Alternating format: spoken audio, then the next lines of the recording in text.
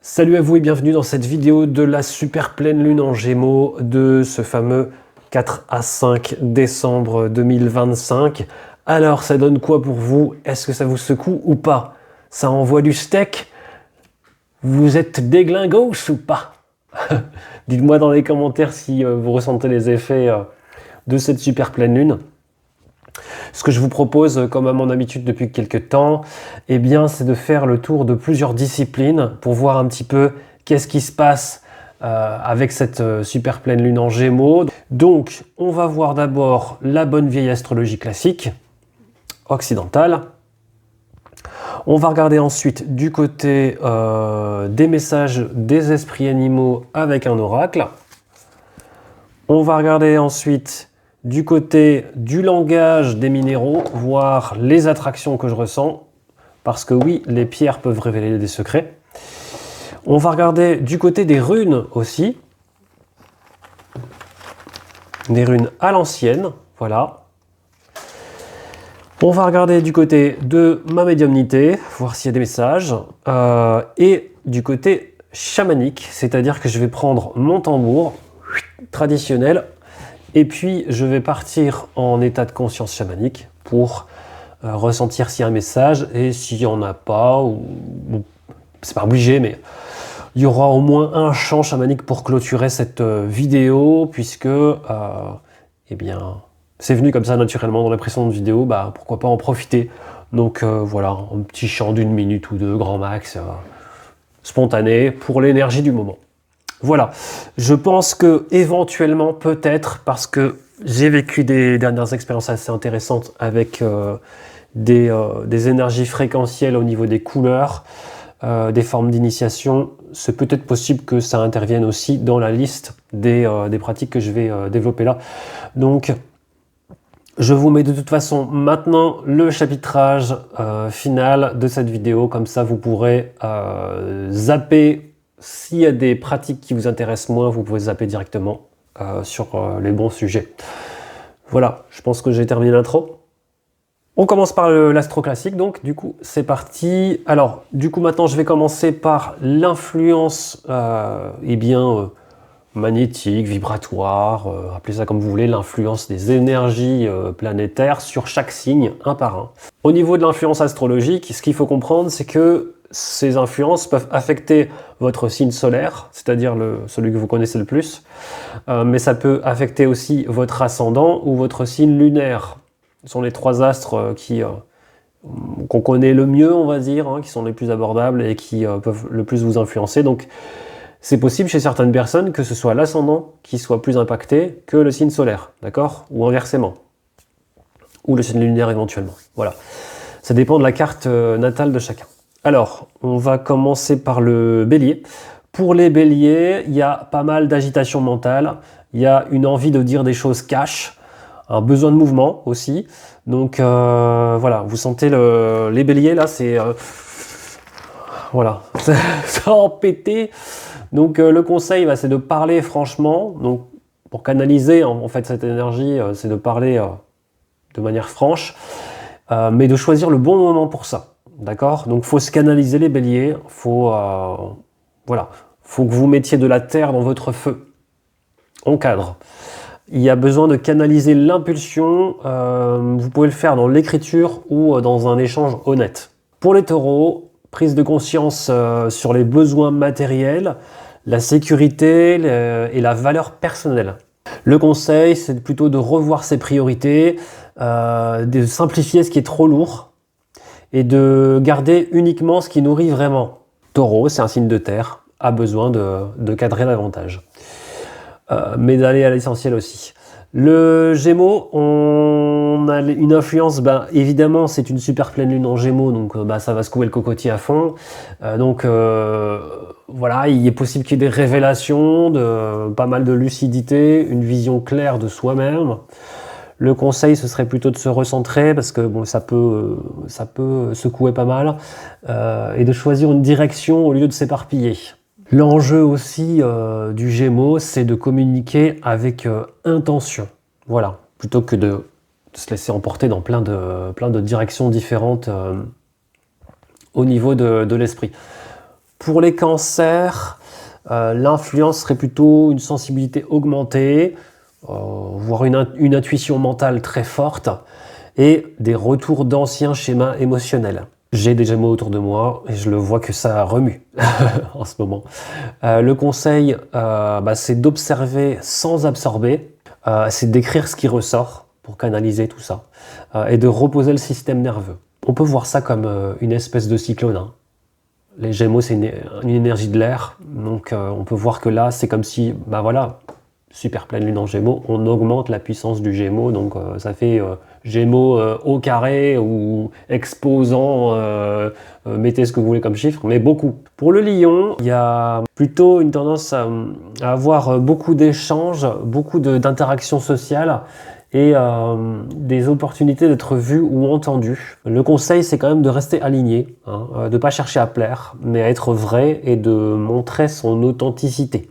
Okay, on rentre pas dans des masques ou des faux semblants, on reste bien aligné avec notre vérité. Pour les Vierges, cette super pleine lune peut créer de la surcharge mentale, un besoin de s'organiser, de trier, de mettre de l'ordre. Donc le conseil, ce serait plutôt de prioriser, de ne pas chercher à tout régler d'un coup, mais de créer de l'espace mental en structurant ce qui doit être en structurant ce qui doit être structuré. Du côté des balances, la tendance ce serait plutôt de l'expansion mentale, évidemment c'est un signe d'air aussi, mais de la curiosité, un besoin d'apprendre ou de découvrir. Du côté des scorpions, l'influence ce serait plutôt des révélations profondes, un dynamisme intérieur intense et plutôt la mise en lumière des ombres ou d'ombres intérieures, des déclics qui peuvent arriver. Le conseil, ce serait plutôt d'affronter ce qui remonte des limbes, mais sans dramatiser.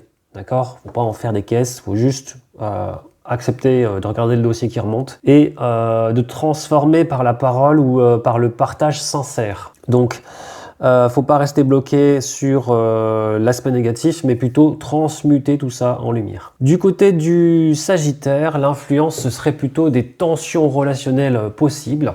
Donc attention les Sagittaires. Il faut mettre la vérité et la sincérité au premier plan. Le conseil, ce serait de clarifier les malentendus et d'oser dire les vrais besoins, de revenir à la cohérence. Pour les Capricornes, l'influence, ce serait, pour cette pleine lune, cette super pleine lune, ce serait un gros réalignement professionnel ou organisationnel.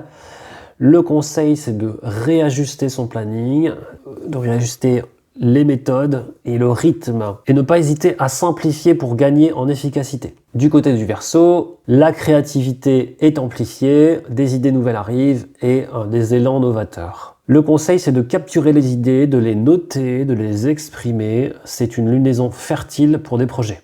Et pour terminer, pour les Poissons, l'influence de cette super pleine lune peut créer du flou émotionnel ou de la nostalgie.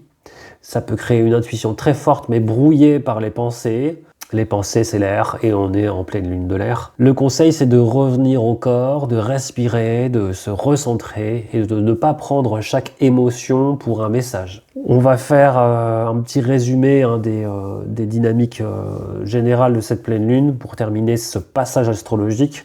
Ce qu'il faut comprendre, c'est que cette super pleine lune a une tendance à créer de la clarté mentale ou de la surcharge selon les signes dans lesquels vous êtes. Ça crée un besoin de s'exprimer, de nommer ou de communiquer. Ça crée un désir de simplifier les pensées, de simplifier les priorités et les relations. Ça crée des révélations et des mises au point et ça peut aider à libérer des vieux schémas. Voilà. Donc c'est une pleine lune qui pousse à être lucide, à dire vrai et à choisir clairement et à remettre de l'ordre dans la tête. Voilà pour la partie astrologique classique. Maintenant, je vous propose de passer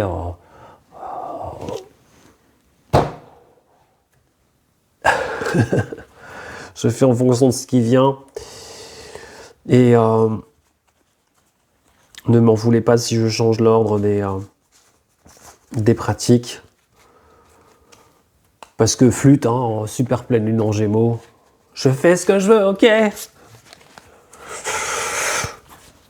Allez, j'étale tout.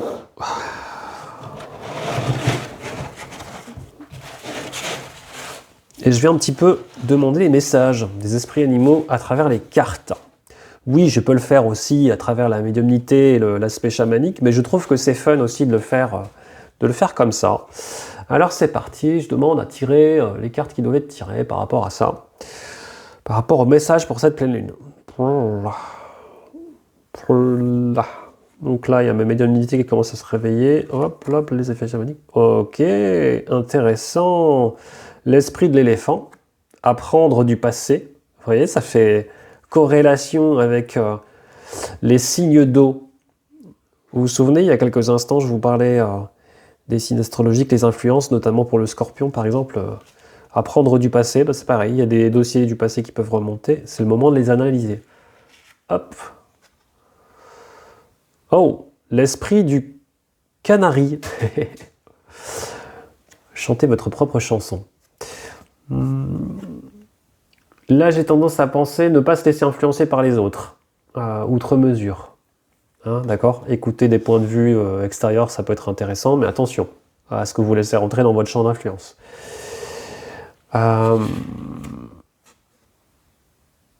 Intéressant. L'esprit de la libellule, la vérité transcende l'illusion. Pas mal, hein ? Et vous voyez là ? C'est pas mal, c'est pareil. Comme on disait dans la partie astro, c'est assez étrange, hein, ça recoupe. C'est que bah voilà, la vérité transcende l'illusion. Il y a des vérités qui sont dévoilées, il y a de la clarté, de la lucidité sur des choses qui ne vont pas. Voilà, on remet de l'ordre. On me dit d'en tirer encore une. Ok.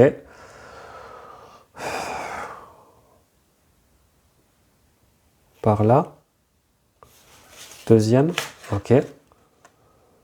Oh, intéressant. L'esprit du loup. Transformer la connaissance en sagesse. Intéressant. De faire le distinguo entre la connaissance et la sagesse. La connaissance, c'est de l'information. La sagesse, c'est de la connaissance qui a été transformée en expérience et en intégration.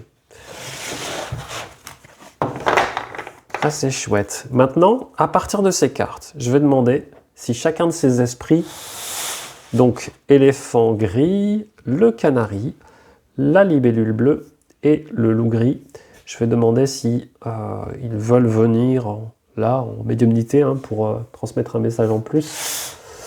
Là, l'éléphant, j'entends poser vos bases et marcher sereinement. Le canari, libérez-vous de vos peines et continuez votre chemin. Être dans la joie quand même. Hein. Et libellule bleue, je touche la carte là, je me connecte.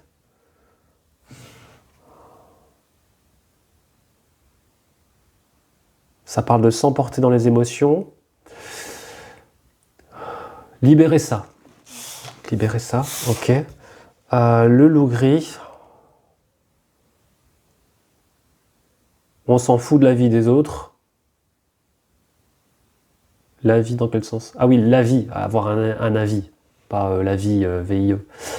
On s'en fout de la vie des autres. Continue ton chemin avec force. Allez, bah merci les esprits animaux pour ces messages super sympas. Je vous propose maintenant de... Alors vous le voyez pas, mais là, en fait, j'ai plein de petits minéraux en pierre roulée. Et je vais les poser devant moi en file indienne, comme ça. Je pouvais pas le faire avant parce que j'avais toutes les cartes que je devais étaler. Donc ça prend quelques instants. Voilà, il y en a une petite dizaine. Et je vais voir un petit peu s'il y a des résonances par rapport à l'énergie de la pleine lune. Voilà. C'est marrant, je vois une tornade, l'énergie d'une tornade.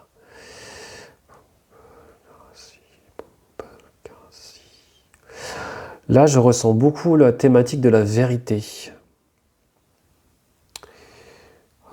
Ça corrèle avec les infos hein, actuelles. Il y a quand même malgré tout le jaspe rouge qui résonne. Parce que de toute façon, on ne peut rien faire sans ancrage. On me montre le troisième œil en flash. Ici, on a le lapis lazuli qui ressort, mais non, pas le lapis. On a la sodalite, mais le lapis, on n'est pas mis là. Mais je pense qu'on m'envoie vers le lapis. Lapis lazuli.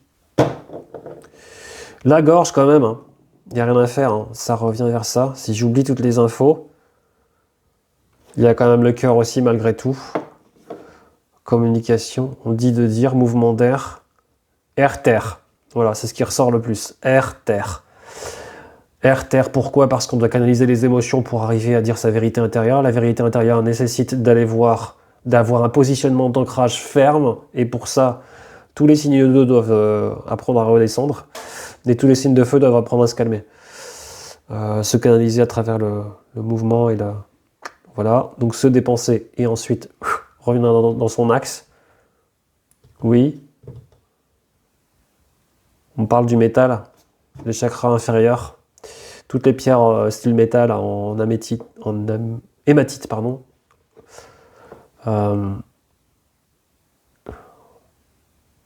Stable, ferme. Ok. Ouais, c'est ça principalement qui ressort. Et un courant électrique qui doit circuler entre les deux. Ça me fait penser à une pierre qui sert de jonction entre les chakras, mais j'ai oublié son nom. Il y a une pierre qui sert de jonction. C'est laquelle? Vous avez un message? Jaspe Kambaba? Bon, à vérifier. En tout cas, pour ça, je ne connais pas toutes les pierres par cœur. Il y en a des centaines et des centaines. Mais voilà pour les minéraux, en tout cas, ce qui ressort. Donc on a quand même un axe qui est en cohérence avec l'énergie du moment. On va regarder maintenant pour cette super pleine lune en Gémeaux un tirage de runes. On va demander un petit peu, voilà, je suis là, je vais en tirer selon ce qui vient. Je demande des conseils et une guidance pour cette super pleine lune en Gémeaux. Alors dites-nous un petit peu ce que vous conseillez. Alors je vais le faire en mélange d'interprétation classique et mon chant médiumnique chamanique. Une. Oh c'est marrant, je vois un cheval. Ok. Intéressant.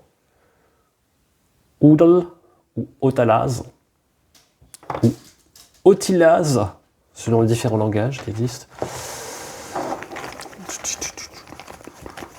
Je continue le tirage. Et le numéro gagnant est... Super, là, ok. Oh tiens. Agalaz. Ou Agal.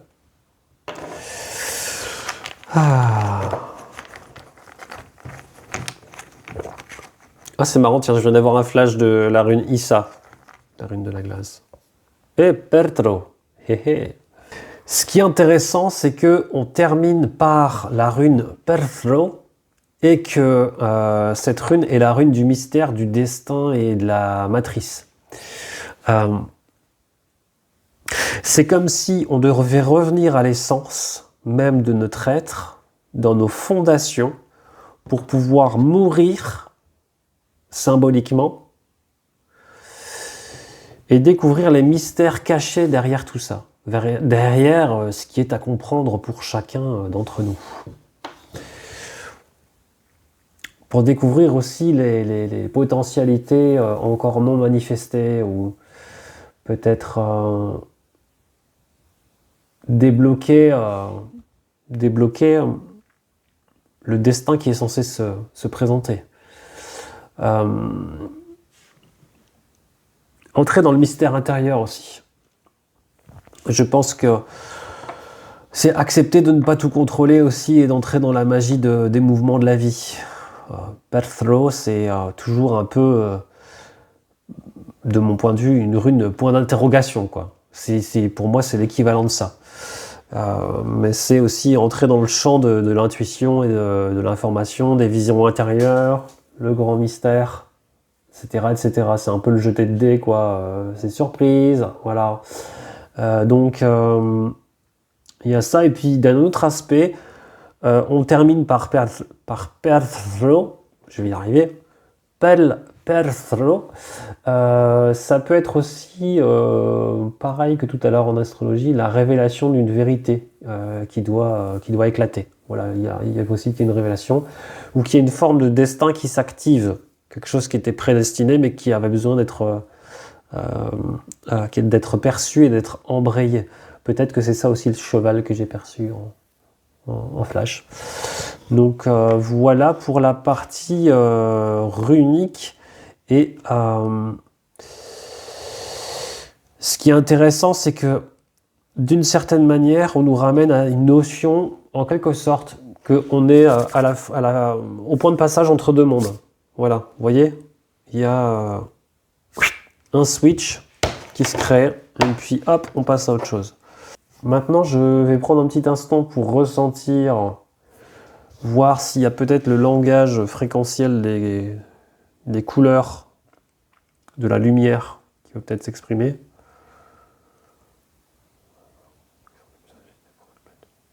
La question, c'est quelles sont les fréquences de couleurs lumineuses qui sont les plus agitées dans cette pleine lune. Le noir, j'entends. Les vérités cachées. Ok. Le bleu pour la vision de l'être. Le rouge pour oser poser ses bases. Et le mauve pour déclarer sa vérité.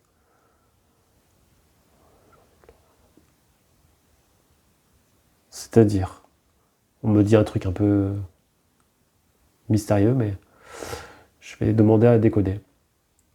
On parle de la libération des astres. Et puis je vois la fréquence blanche. Comme si chacun devait libérer quelque chose pour se connecter à quelque chose de supérieur. Une forme de lumière. Voilà, quelque chose comme ça.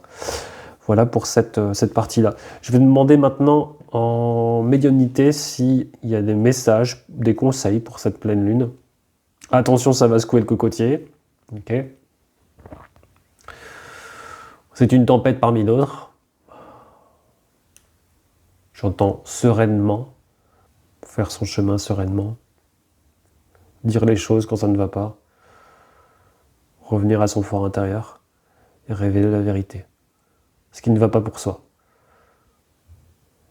Est-ce qu'il y a des guides là-haut? Ok, ouais. Ok, on me dit de prendre mon tambour pour la partie suivante, pour les messages, parce qu'il faut un appui plus solide. La simple médiumnité, c'est pas suffisant pour ça. Donc je vais prendre mon tambour et voilà, ne bougez point. Je vais maintenant utiliser un procédé intermédiaire entre médiumnité et trance chamanique. Je vais aller en douceur pour pas vous faire peur, parce que je sais que pour certaines personnes ça peut être impressionnant. Pour les personnes pas habituées au monde du vrai chamanisme, mais je vais demander à accueillir davantage messages pour cette pleine lune.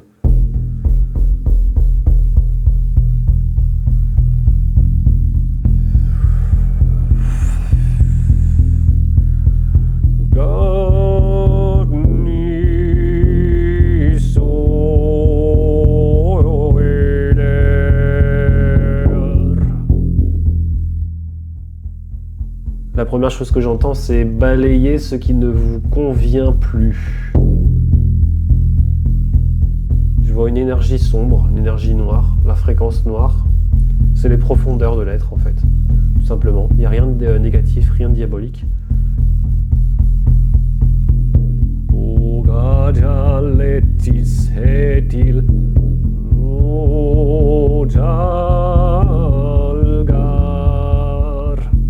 On revient en vérité. Et comme quoi, il y a des choses qui sont cachées au fond de soi et qu'il faut sortir sous peine d'exploser. Et l'être humain a beaucoup de mal à écouter son inconscient. Donc il faut essayer de suivre la vague pour pouvoir s'aligner en énergie.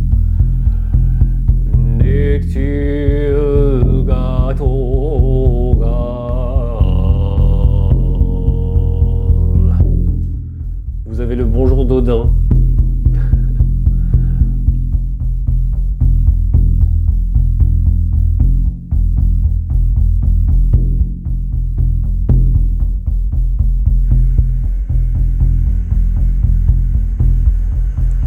Freya dit la vérité de la nature profonde rejaillit tôt ou tard.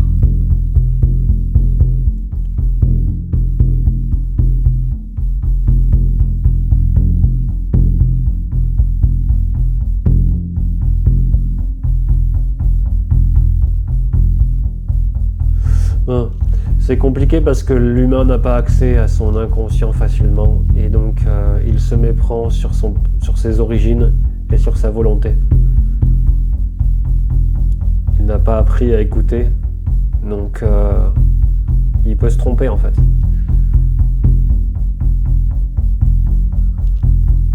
Ok. Freya cite certaines formes d'êtres spirituels, de petits êtres de la nature qui ne fonctionnent pas comme ça, comme nous, et elle conseille de les observer pour apprendre. Voilà. Parce qu'ils sont 100% transparents et alignés, on va dire, en quelque sorte.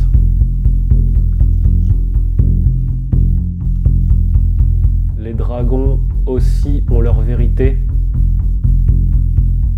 Et ils ne l'aboient pas sur tous les toits, ils l'incarnent. Soit comme un dragon. L'éléphant aussi a sa vérité.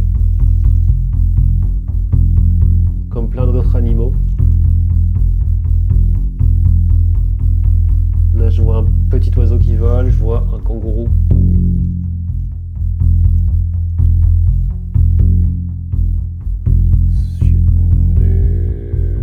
Tiens, c'est étrange, j'ai une vision d'une sorte de Graal.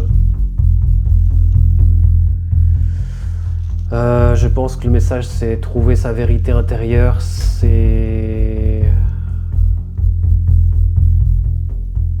Oui, la quête de trouver sa vérité intérieure. C'est à ça que ça nous amène. Ok, d'accord. Donc là, j'ai eu des réponses par ce billet-là. Maintenant, je vais demander à vous transmettre pour terminer un chant qui correspond à l'énergie de la pleine lune pour vous aider à mieux passer ce cap. C'est un chant chamanique, canalisé. Voilà.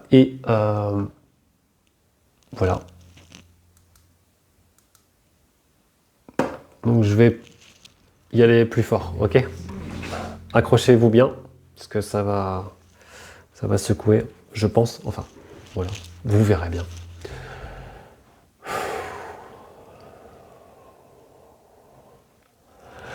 Katnugar esilo el gelmintaril Esugaro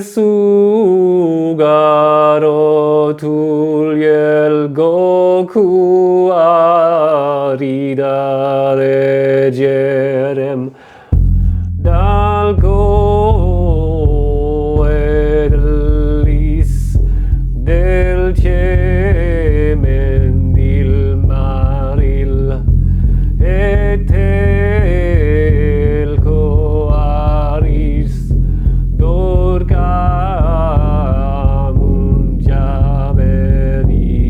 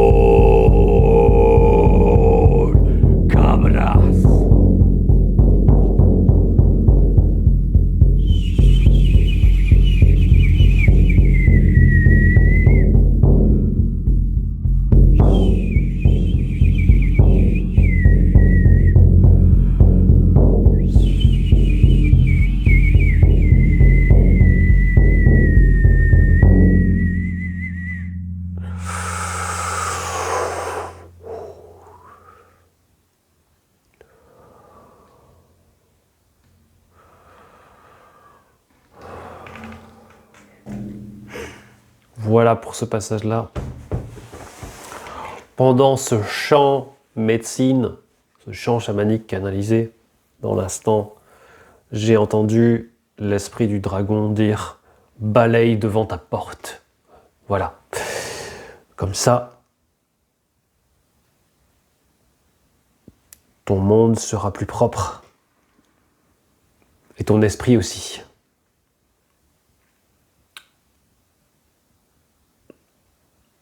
Je pense que c'est une manière de dire aussi que, ce faisant, ça évite de créer un effet boule de neige, un effet d'avalanche, voilà, sur le monde autour de vous. Voilà. J'espère que cette guidance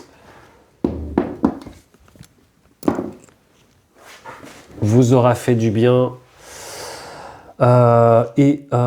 Voilà, c'était un plaisir de vous partager ce moment. Si vous avez regardé cette vidéo en entier, n'hésitez pas à dire ce qui vous a le plus percuté, ce qui vous a le plus parlé, ce qui vous a semblé le plus pertinent. Cette fois-ci, il y a quand même pas mal de cohérence entre tous les éléments. Je pense que peut-être la prochaine fois, je m'amuserai éventuellement, si j'ai l'énergie ou pas, peut-être à inverser les axes, peut-être à faire l'astro en dernier pour voir si ça corrèle, s'il n'y a pas d'influence, etc. Je pense que c'est toujours intéressant de faire sans conditionnement. Maintenant, voilà.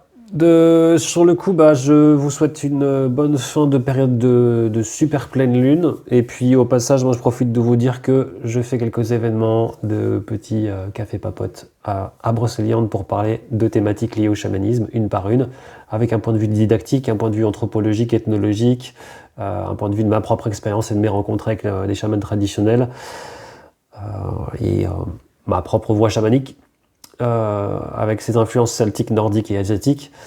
Et puis, je continue, comme d'habitude, les fameux stages pour comprendre en globalité et en profondeur ce qu'est le chamanisme, avec vraiment une étude de pointe, en quelque sorte, pour vraiment avoir une vue extrêmement claire de ce que c'est que le chamanisme. Voilà. Vous trouverez toutes les infos sur www.espritchamanique.fr. Je vous remercie pour votre patience et votre intérêt et je vous dis à très vite sur Yendebleth Azura, Esprit Chamanique.